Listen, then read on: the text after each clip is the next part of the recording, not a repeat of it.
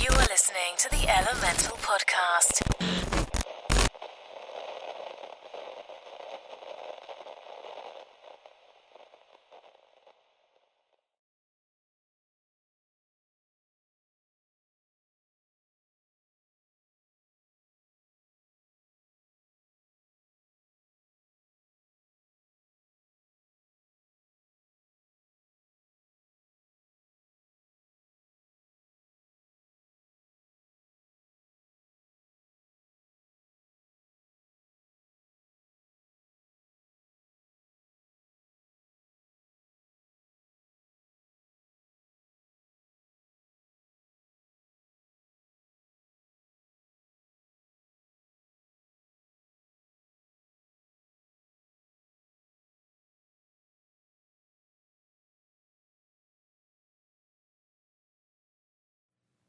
Welcome to my mind, or welcome back, rather. My name is Alan Nichols, and you're listening to the EleAMental podcast. This is entry number 115. So, 6 months. That's how long this break has been. 6 months. And I'll be honest with you, there was a moment where I wasn't really sure that I was going to come back and do the podcast again. And I've had these thoughts before, and I've been on longer breaks, right? I took a break in 2015 and then didn't come back until 2018. So that's not unusual, unfortunately, for me. But often when I have these breaks, it's because shit has become too intense in my own life. And I just don't have the will or strength to talk about them anymore, because I find myself trying to come up with answers and trying to get to a root of a problem that, well, I'm doing that on my own. I'm struggling because I can't do that on my own. I can only see the symptoms, and I can talk about that all day, and it can feel like I'm just repetitively going back into it over and over, not really even thinking that I was just re-traumatizing myself too. But that happened back in 2015 when I stopped, roughly around June of that year. And this last time around, it kind of happened for the same reasons. But the change has had a lot to do with the fact that this time, I haven't just gone away and then figured it out and come back when my shoulders are carrying less of a load, right? It's not really quite like that. It's 2020, back in December. Things were getting really, really intense for me. And while for the longest time I thought I was on this trajectory forward in my life, moving away from a lot of the things that had happened in the years before, walking away from a friendship that was very meaningful and important to me, and being a little bit devastated by that, I thought I was getting distance from all of that. But time doesn't actually create the distance. Right. And honestly, I don't know if distance even really creates the distance. You know, it's just stuck on you. It's like a stink, you know, if you don't wash it off, it doesn't really ever go away. It just gets worse.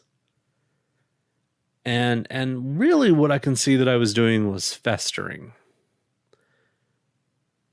I was just festering away, right? I was becoming infected. I was just falling apart. And it was slow, so I didn't notice, but it was definitely happening. And get to the end of that year, I'm not doing very well. I'm trying to mask it. I'm trying to deal with it. You know, I'm trying to put it off on, well, those elections have been intense, and they were. And the shit that's going on in our country is intense, and it was.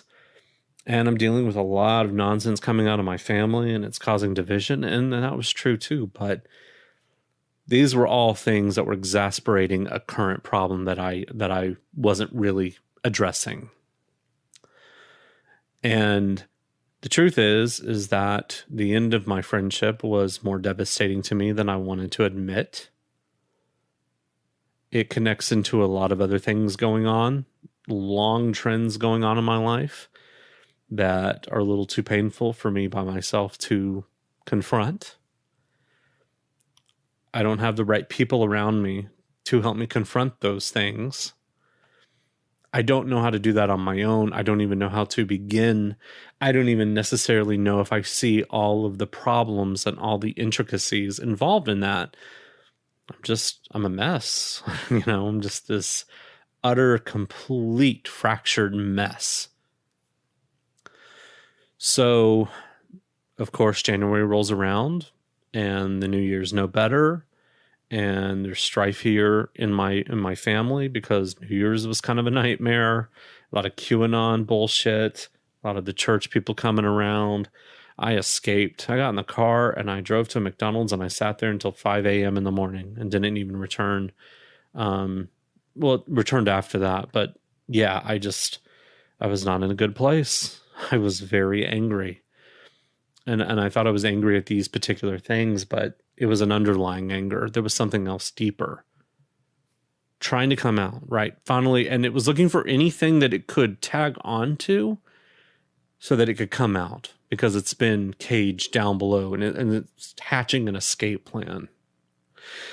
January 6th is when it finally released. Watching everything unfold, hearing a lot of the garbage. Antifa. It was actually Antifa. Like, I heard a lot of things. That brought me to a fever pitch, a boiling point. And when it came out, everything came out. I got super trashed. Right? I went out and bought like a giant bottle of vodka. And just started drinking and didn't stop. And I was just so sick and so angry and an emotional mess. Really, my head was in one of the darkest places it's been ever. And all these things that I've been pushing back, all these things that I thought I had gotten, some resolution on to some degree or whatever, just keeps flooding back up. I started thinking about my former friend again. And I guess I got it in my head, I don't know. I was just very concerned. For whatever reason, I got very worried about them. And so I wrote a message.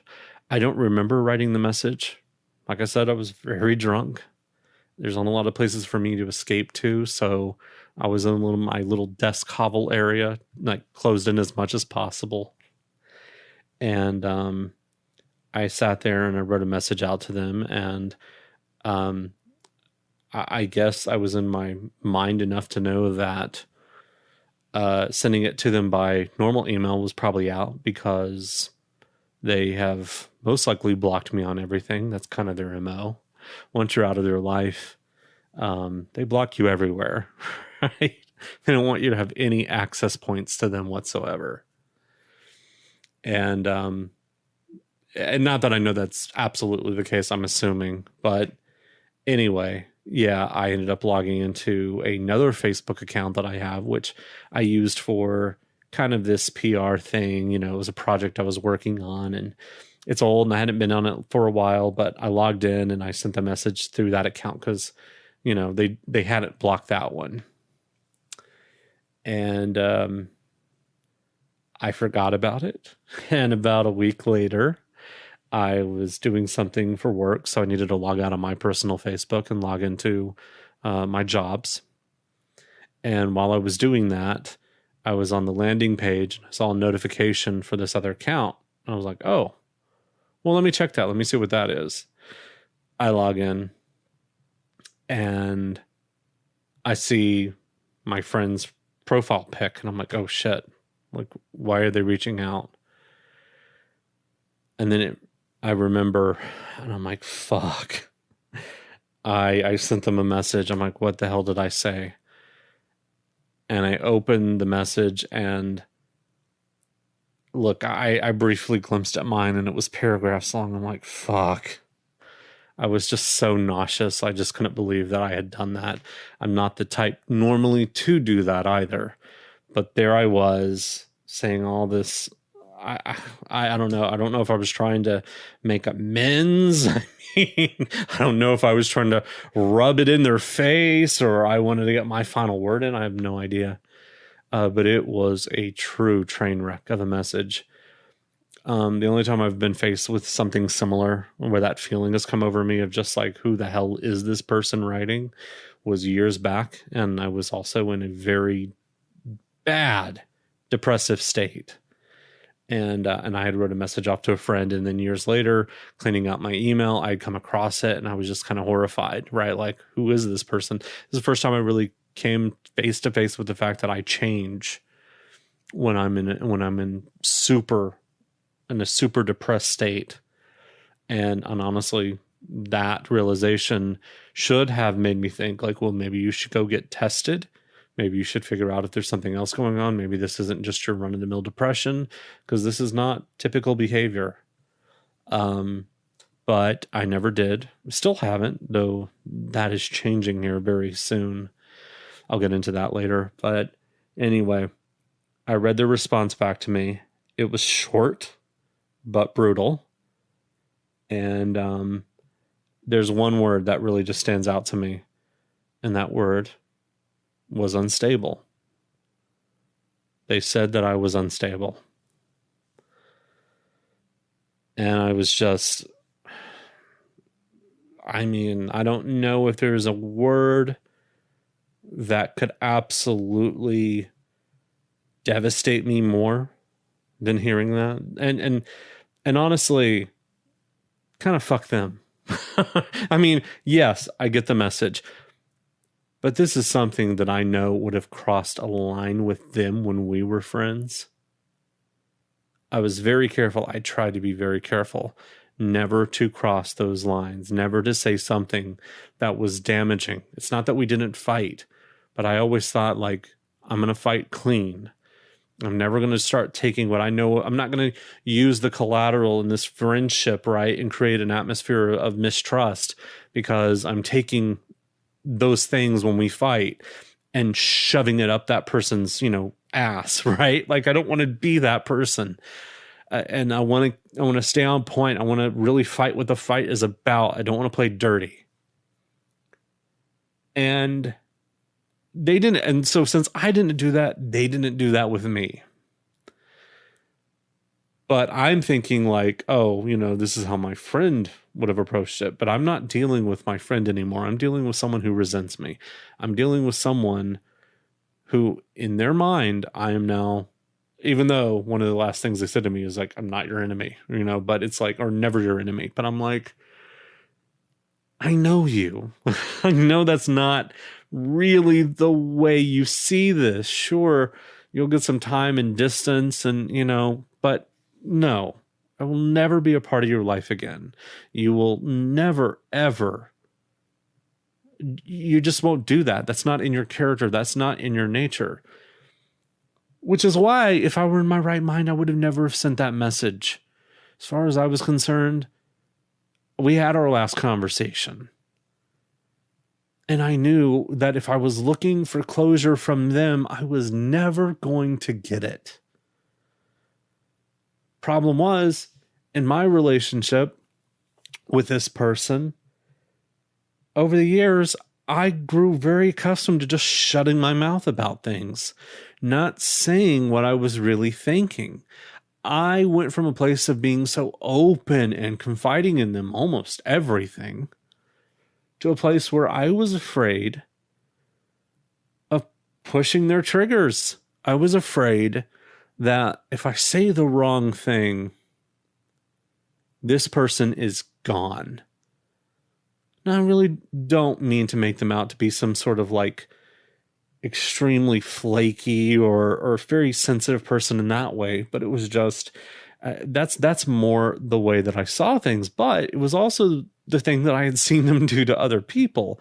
Look, I was around for quite some time, and I saw a lot of people come and go during those 7-8 years of time. And in my head, even though we used to like to joke and laugh that this is deep, this is real, this is lifelong, right? I always was afraid that that's not true. And that could either be them or that could be me creating a self-fulfilling prophecy. I don't really know. But what I do know is the friendship is over. But seeing those words, unstable, really unhinged me. And I just grew super resentful. And at first it was really just kind of directed toward them. You know, because I'm just thinking like, you fucking asshole. It's like, do you know how many times I sat there with your crazy like, and again, I'm not really trying to project anything on them. I'm just telling you what I was feeling in that moment, right? But I was tearing into them. I was thinking about, oh my God, all these situations, everything I stood with you, by, even when I knew you were in the wrong, every damn thing. But again, I'm remembering a friend that I do not have anymore, a person that is gone. And then something hit me. You're really kind of going through a mourning process, aren't you? I mean, I know this person's alive, but in a way, they're kind of dead. They're never going to be a part of my life again. I'm never going to see them again. They moved to a different part of the country. Just the likelihood, there's so many things that's just finally sunk in that moment. Oh my God, I'm never going to see this person again. And even though I was really angry and I was full of rage, I was also just feeling a lot of intense pain. I don't like having a lot of people in my life because it becomes very, very difficult for me to juggle so many relationships. It really does. Because mentally, I am not neurotypical, right? I am very much neurodivergent. And when I invest in a relationship, I really invest in that relationship. But I also know that I have these tendencies. There's these things that I do. So I don't want to do an autopsy, right? Like, that's not the point of this podcast. I don't want to talk about like everything that happened, because truthfully, I'm never going to do that. I have nothing to share here for you. Because the truth is, I know there's some people who sometimes listen to this podcast who definitely either love the person or they hate the person that I'm talking about. But they know who I'm talking about. The thing that ended our friendship was because I went to Facebook. I never mentioned their name. I'm not really friends with any of their friends. But I just straight up went out there and said, like, one of the biggest things that happened was it was over money. Of course it's over money, right? Like, most relationships end because of money. And, really after last year and not being in a good place mentally, definitely being in either a manic state or a super massive depressive state. Like, look, it's been challenging too, because I've had to confide in so many people recently, like, for medical history. And a lot of times, like, it's become weird. It's actually a difficult hindrance if I claim that I've had suicidal thoughts in my past, even in my distant past. But it's like, first couple applications, I was just writing, oh yeah, last year and honestly, even up until, the beginning of this year, I was absolutely ready to commit suicide. I was on the brink, closer than I've ever been in my life, right? I know I've had these attempts in the past, but this was different. This felt like I had nothing to lose now. Like, because it's different. Before, I felt like I wasn't really living my life. But then there was these years where I felt like I absolutely had. I discovered myself. I discovered my people. I discovered so much. And then it was all ripped away. And it was the most painful feeling. I had a friend one time tell me this, like, sometimes, like, you think things are bad, but then you've had it for a little while and then you don't have it anymore. It's worse. And that's what that felt like. It just felt worse. And I felt like I lost my dignity.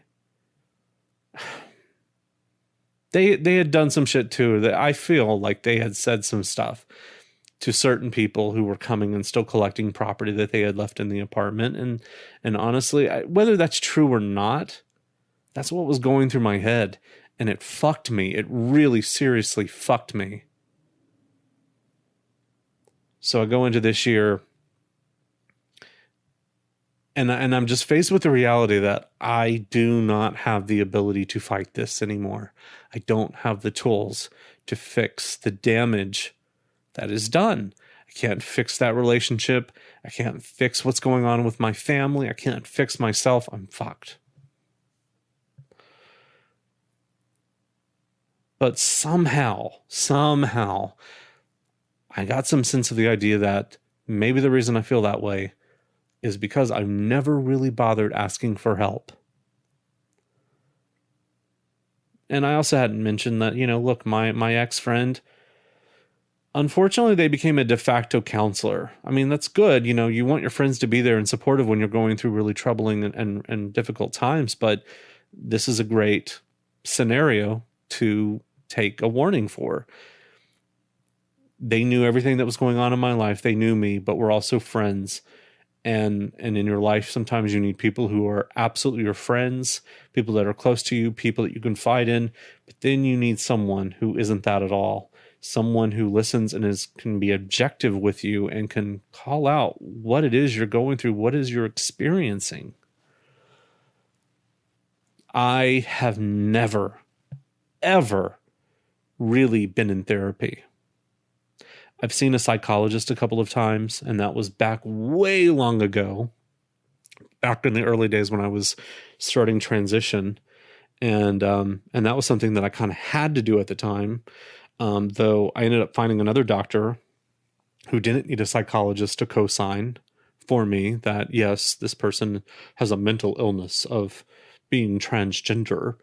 Like, things have changed, and I'll talk a little bit more about that too, because fortunately I've been able to get care again, right, for gender affirming services. But anyway, I haven't really talked to anyone professionally. In a way, this podcast was my therapist, but it really isn't a therapist. I think I've joked about that a lot, but let's really be objective. No one is talking back to me. Sure, I can play back the recordings and I can analyze, and I am a very self-introspective person, but that's not enough sometimes. Yes, I do see a lot of garbage in my life, but you need someone who can help sort through the garbage and can help identify, well, why are you doing this? What patterns do you keep falling back into? And not just that, helping you build tools. All right, giving you the tools to start managing these situations as they come along differently. And someone who can take you by the hand and walk you through shit that's really troubling, stuff that we can't do sometimes on our own. We need someone to guide us through and also kind of show us what's safe and what's not, because we can re-traumatize ourselves by going too far into stuff that we're not ready to deal with.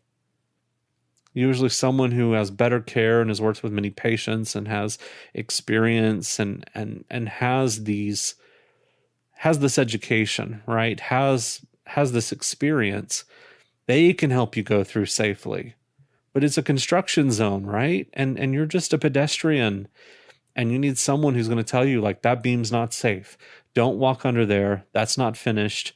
That's not bolted down.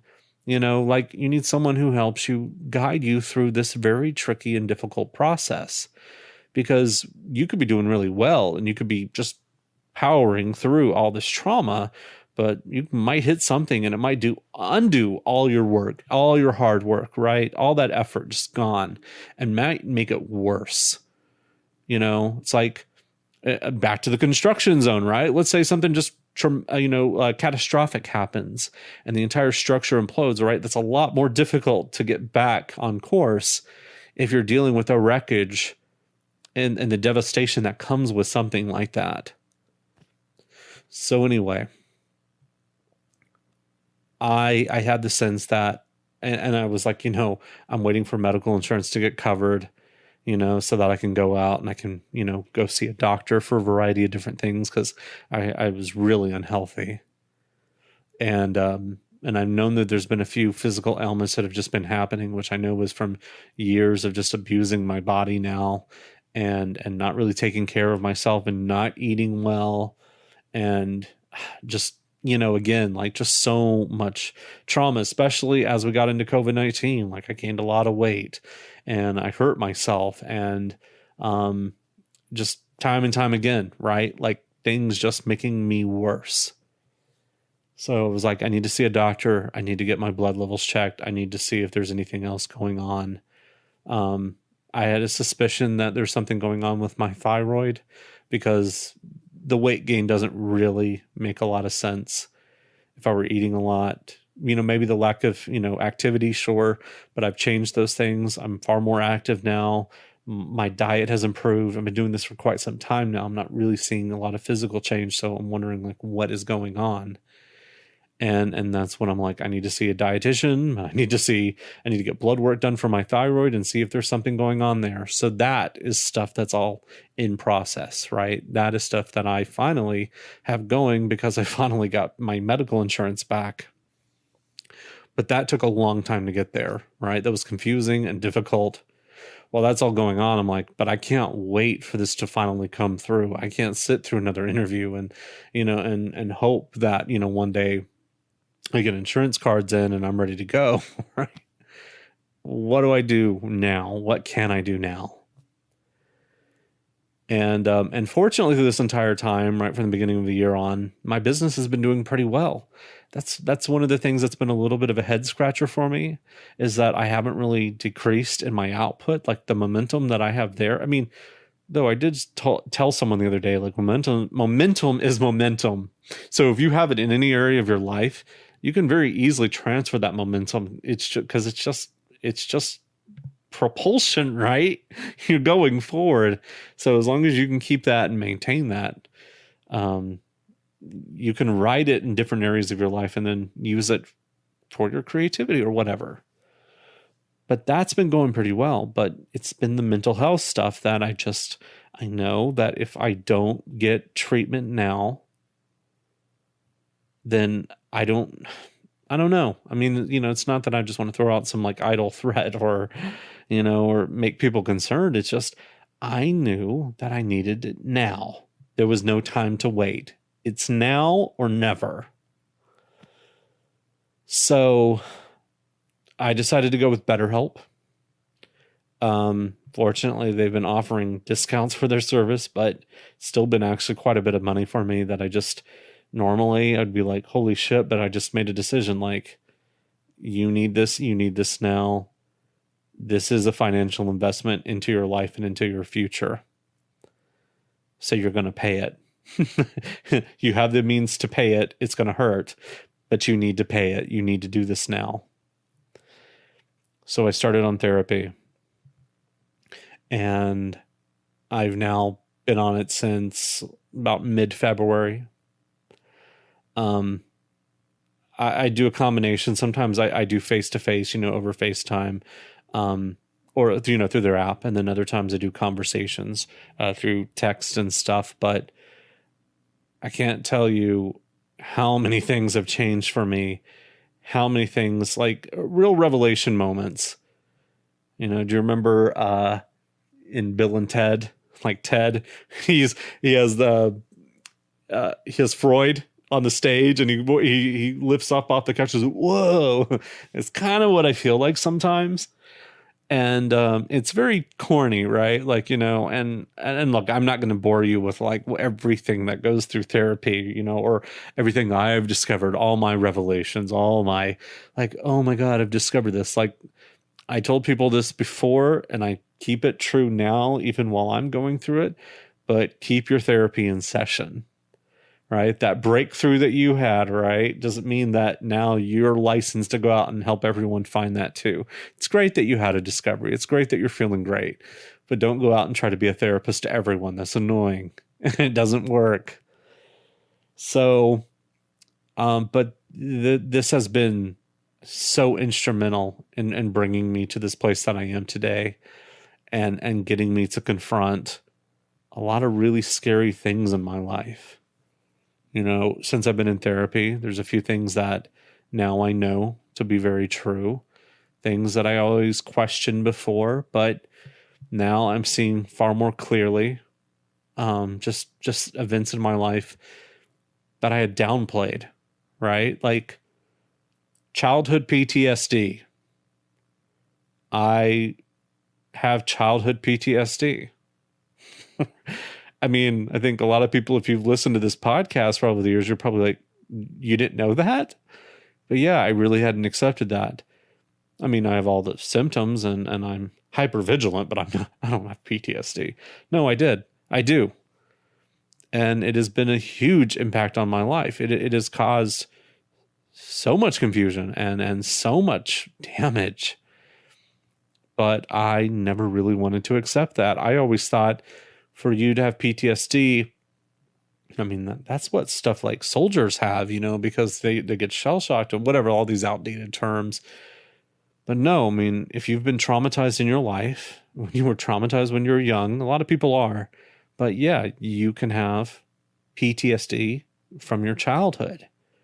And it can affect the way that you go out into the world and your outlook on life and how you treat relationships. And as we dug into that, so much became clear about why I do the things that I do, my hesitancy, my fear in making decisions. Sometimes why I almost feel like, yeah, of course I'm an adult. I'm 37 years old, but it really does feel like I need an adult. Like I need an adult, I need somebody. I got to cross the street. I need a hand to hold. So it becomes clear, like, yeah, you've been holding back and not doing things in your life and waiting for permission, waiting for someone to look at you and signal you the okay to do what you've always been able to do. But you've had this hindrance, you've had this handicap of sorts, right? And now I'm starting to see that, and it actually is a little comforting. Not that I want to rest on the diagnosis and then never make any changes, but it's good to know what I'm dealing with. And that's not all. I mean, look, I've gone through all of these different sessions now where we've dug up a lot of things, and I won't go into much depth about it because, like I said, I'm not here to slander anyone or just to bash anyone. But it's also very clear, like after everything that has been talked about, and something I really want to dive into, the overall conversation, not the specifics about an individual, but gaslighting. That was a term I heard so much in the past, especially in the last few years, but I thought I knew what it was, but I didn't see that that's what I was experiencing. That's why I was being triggered and I was reacting the way that I was. And I was very kind of defensive over it because I'm like, but no, that's not what was happening. It was this. And I'm still trying to protect and justify the actions of other people. And I'm like, well, but then not really realizing like, yeah, you've been gaslit. It's an interesting concept. If you don't really know much about it, I encourage you to seek it out. There's a lot of great videos on YouTube with therapists and psychologists who break down what gaslighting is. Again, it's a term that we hear a lot now. People love to throw it around, but often we just don't really know what that means. We just think it's like, oh, someone who's manipulative, but it's more deep than that. And it doesn't necessarily mean that the person who's doing that, it's not like a black and white situation where they're evil because they're gaslighting you, but it can be a mechanism. It could be something that they're totally unaware that they're doing. But it's not like it was just one person in my life either. But again, I see this pattern. I see these things unfolding and I see my responses to it. And, through this process, I start to really see my own bullshit as well. Like things I knew about, but actually having a better understanding why I do these things, not just to stop them because it's not as easy. Sometimes it's just, I'm going to stop doing that. Like, why do you overeat when you're emotional, right? Well, I can just stop eating. Well, okay, but that doesn't really address like the reason you started in the first place. And if you didn't, does it really mean that you're going to be able to stop without understanding that and addressing that? So now I'm having a better understanding of like what course I need to take. And a lot of this too has actually dropped this need to find resolution with people or with these incidents in my life, like not through someone else, but just through myself now. Like, look, going back to my friend, I already know there will be no point where I have a conversation with him and we hash it out, we hug at the end and we go our separate ways. That's not the way that's going to work. What has been done has been done. I already tried that. I already tried to get them to acknowledge what I perceived to be their slights against me. And thinking, wanting to be like heard, right? Like if so many things I've said, but that's never going to happen. And whether it happened or not, now it's all on me. This is just like I'm left with that baggage, and I got to unpack it, and I have to deal with it and put things away, and do whatever I need to do, so that I'm not carrying that for the rest of my life. Look, the last thing I want to do is to move into another friendship and repeat the same patterns that caused the end to this one. It is honestly a thought that horrifies me, that makes me really concerned, because I don't want to hurt people. And I don't think I was some sort of monster. I don't think I made a shit ton of errors and I don't believe that. But it's like, but I don't want to fall back into the same patterns, because it's like this isn't always one way. Sure, I did the things that I did and they did the things that they did, but we came together and we made a disaster. So I don't want to do that again. And over the last few years, just total transparency, I have made terrible decisions in my life. Terrible decisions that have caused massive destruction, that have caused people to completely lose trust in me. One of the big problems about me moving back down here to Anaheim, to Orange County with my family, was I had left a train wreck. My decisions, my actions caused people to be hurt. And I don't really want to go into those things, but I did some incredibly stupid and reckless things. Let's just leave it at that. And since I've been back, I've had to confront those things. They've been very scary. They've been very intense. Taking responsibility for your shit sucks. I mean, it's good at the same time, but look, you just want it to be over. And I've had to tread those waters, and honestly, I've had to revisit a person that I don't recognize. I don't know why I made the decisions that I did, why I was so reckless, why I acted so stupidly and carelessly. And then have this perception that I was done wrong, right? Everything starts with a hurt, but then what I do with that hurt afterward, I clearly wanted to burn the world down. And even though I don't feel like that is me anymore, and I have been very, very good now for about a year, and have made such better decisions and have owned up to my bullshit, right? I'm on my bullshit, right? I've done all of that, but I never want to be that person again. I never want to fall back into that pattern. I realize a few things. And this goes back to the gaslighting thing too. I completely lost confidence in my ability to make decisions. It wasn't just that, but it was also just having everything I did undermined in some way or another. Just not feeling confident enough that I'm capable of doing things, right? Like there's so much that I've had to basically earn back, like with people, with myself. But one of the bigger things is just, like having to earn back my own confidence, like in this thought, this idea that I'm not incapable. I'm not stunted. I'm not, whatever it is that's been going on in my head. But I've had to gain this confidence back, becoming Al Nichols again. Because Al Nichols stopped being Al Nichols years ago. My former friend always told me all the time, like, you've changed. And I didn't really know how to handle that. And it was always something that bothered me that they said, because of course people change over time. And I felt like there were good changes going on in my life, but I also knew there were bad changes, but I felt like it was a judgment.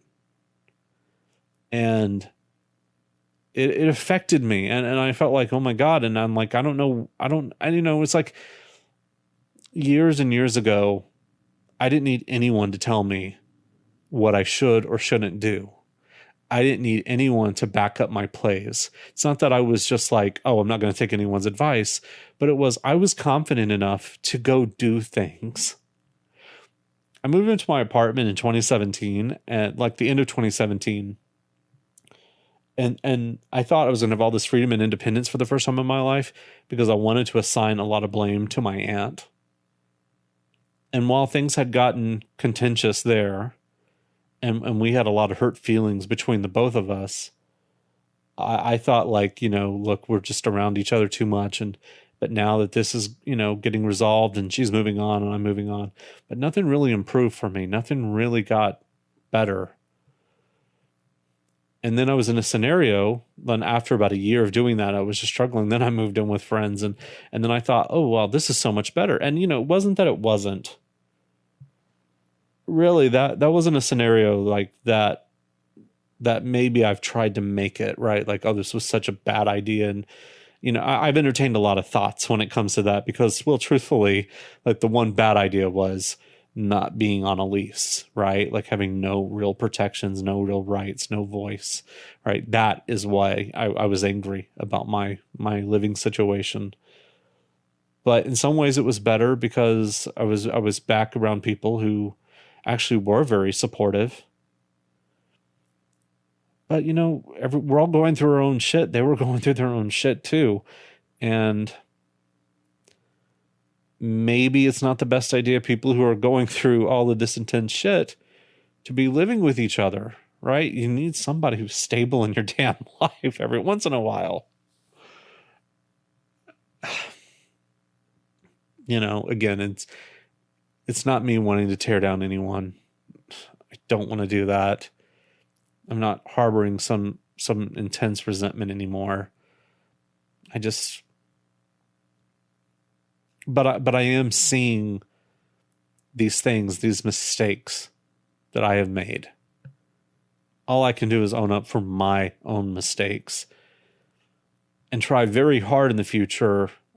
It's not about controlling people around you. It's about maintaining and setting good boundaries.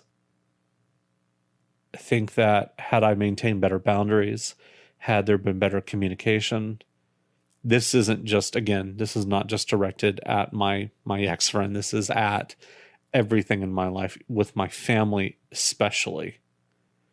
Had I maintained good boundaries, had I stayed clear in what I was feeling in my communication, it's not to say it would have been easy, but it was definitely harder not keeping those things in check. Look, in the last few months, I've said things have improved with my family, and they actually have.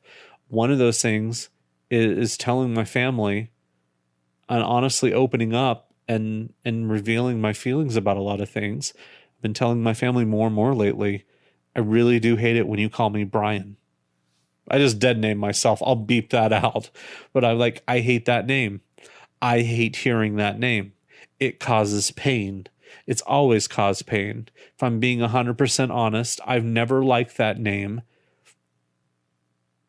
And unfortunately, my fault is not telling you earlier that I don't want to hear that name anymore. Please do not say that name to me and expect a response. It's not my name.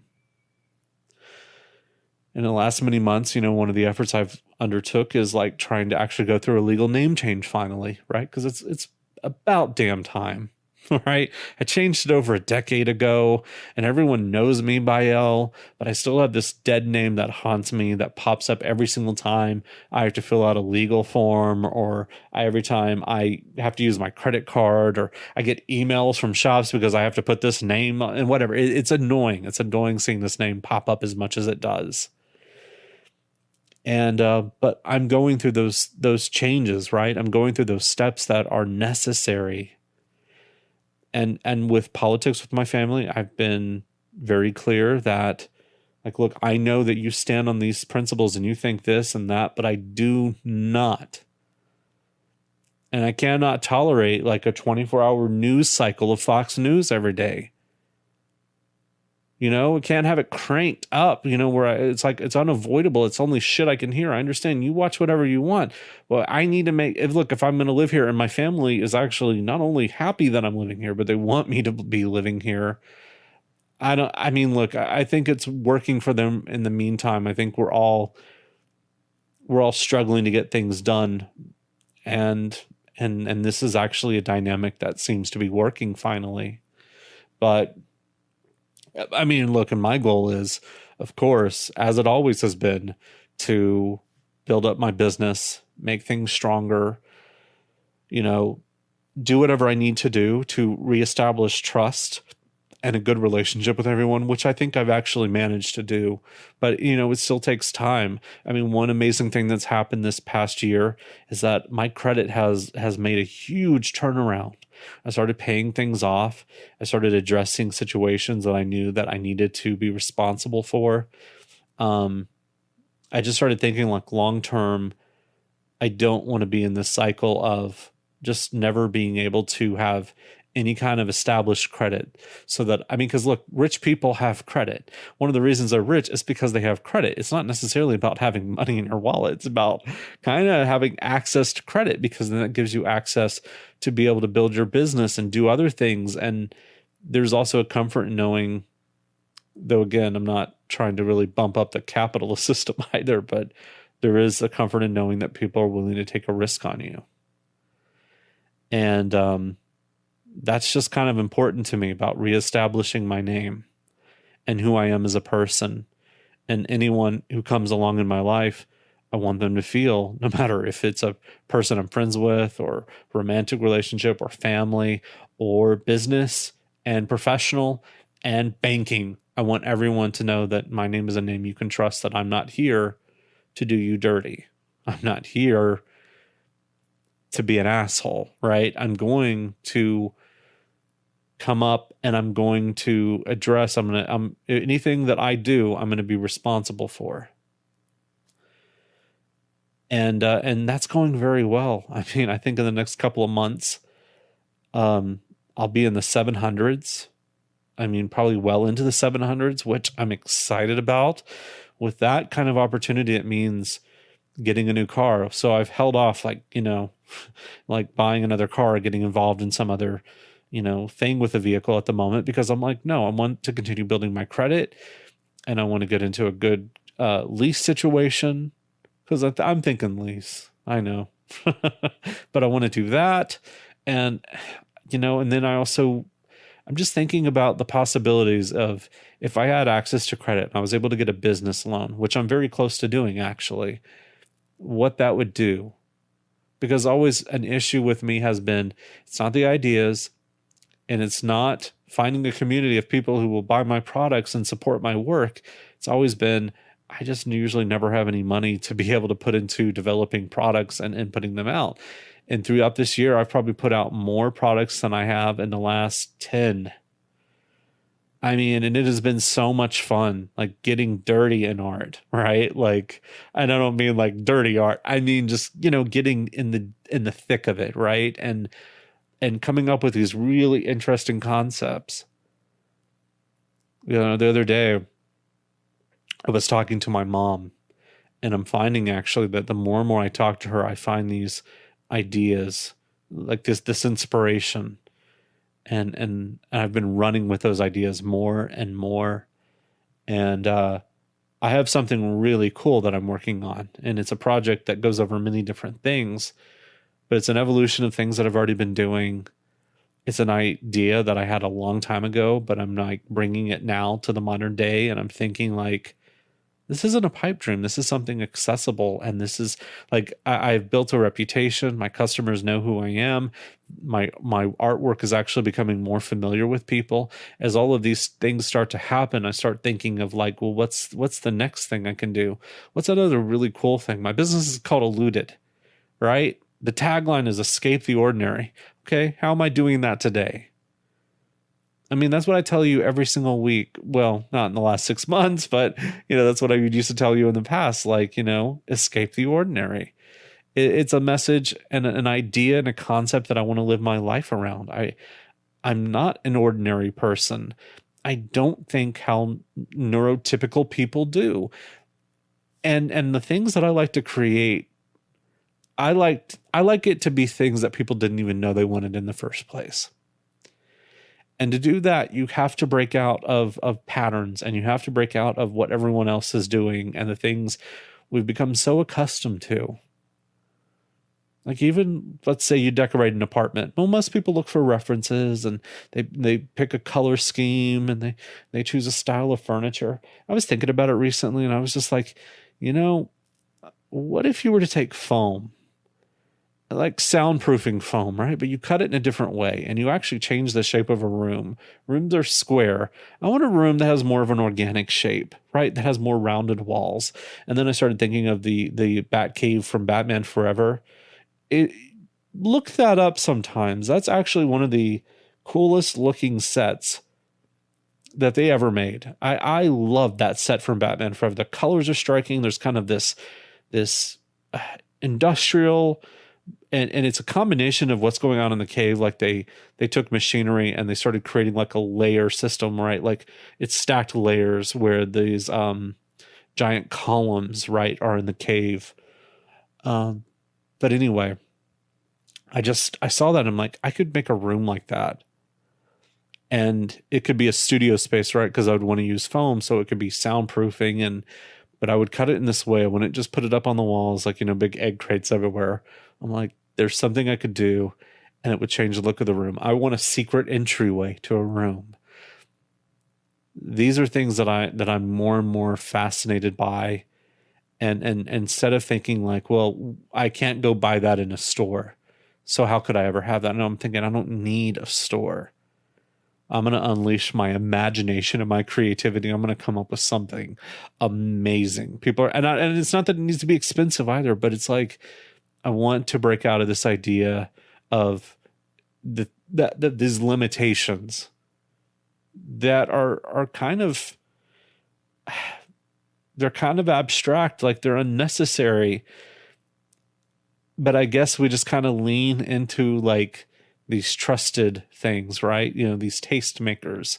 Anyway, I had a lot of thoughts like that. And in order for me to really start to move that direction with my life and kind of embrace that way of thinking, it means changing a lot internally, right? Like, and it means like building up my business, building up my artwork, doing these things that I've drugged my feet on. Like, it's great to have an idea, but if you don't do anything with that idea, then it's pointless, right? And if you're just an idea person, but you never execute anything, it's exhausting, right? It's like one thing I've always had a complaint with a lot of people who I've encountered in my life. Just do it. You're this idea person. Great. Go out and do it. Well, I can't do it. Why can't you do it? What is your holdup? What do you think is holding you back? And for me, I already know our mind always holds us back from going to that next stage, that next place. We plateau and we stay there, and we grow discontent, but we're like, it's fine. It's not really, but it's fine. I don't want to be there. I don't want to be in some place of discontent. I always want to be challenging my mind every single day to think outside of the normal boundaries. It's a Walt Disney philosophy. I know a lot of people talk about him, and kind of deify him in a way, but it's a good philosophy to live by, that if something seems accessible, then maybe it's not the thing for you, right? Maybe you're like me, maybe you're like him, maybe you're like a lot of other, luminaries or visionaries or people who have their name remembered for the great achievement and work that they've created, but you're just not typical. All right, you're the taste maker. That's okay, embracing that too. You're the taste maker. Like, people don't know what they want until you make it. So, as long as you keep that in check, that's fine, right? That's okay. Just don't be an asshole about it either. I'll wrap up here, but I saw Cruella. Loved it. Cruella was amazing. And I just loved her character. And I was like, I don't see a lot of things that really resonate with me where I'm like, that's me. But I watched that movie and I'm like, that is me. You know, like that drive, that desire, that want for greater. And not so that everyone sees me as that necessarily, just that's what I want for me personally. That's the way I want to wake up and I want to look. I mean, her fashion in the film is absolutely incredible, but there's so many factors to that. I'm like, that is me. And you have to lean into that. If you're obscure, if you're strange, if you're a weirdo, if you're neurodivergent, you got to lean into that. It's not a weakness. It's not something you have to change because maybe it's something shouldn't be changed. So that is something I am working on with myself right now. And I'm back here to continue the journey with you. There's a lot to talk about. So much to talk about. So in the weeks to come, we will be doing that. Listen, lovers, I love you all so very much. I would make out with all of your faces. Now that we're coming to an end with COVID-19, hopefully you were vaccinated. I've been vaccinated. I got the Johnson & Johnson. I heard someone describe it like Johnson & Johnson is for the people that you're so ugly that they only want to see you once. Which was a total joke, and I took it as a joke. But yes, like whatever you do, you know, just after this time where we've experienced so much loss and so much pain and look, I mean, my story, I just unraveled it here and you know how bad things got for me. I am fully aware that for most people, you've gone through your own traumas too. You've gone through your own loss. You've ended relationships, or in many cases, you've started a relationship. There have been major changes in your life because this has been a life-changing experience for all of us.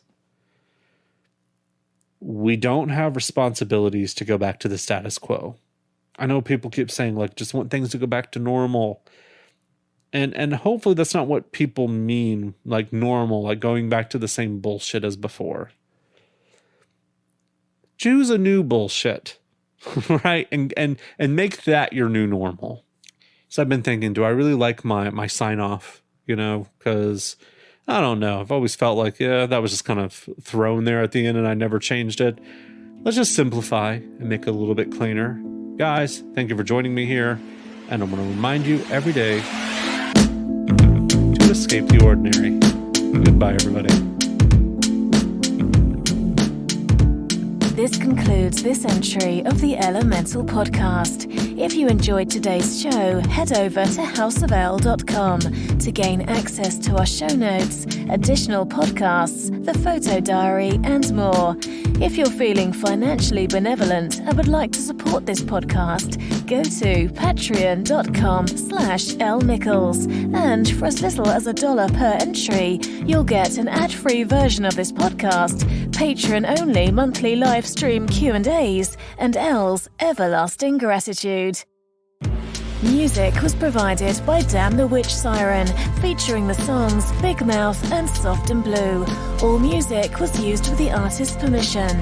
If you want to hear more of their incredible music, go to damnthewitchsiren.com. For inquiries, questions, or last letters, email info@elnichols.com or visit the contact page at houseofel.com. The EleAMental podcast is a subsidiary of House of El. Copyright 2019, all rights reserved.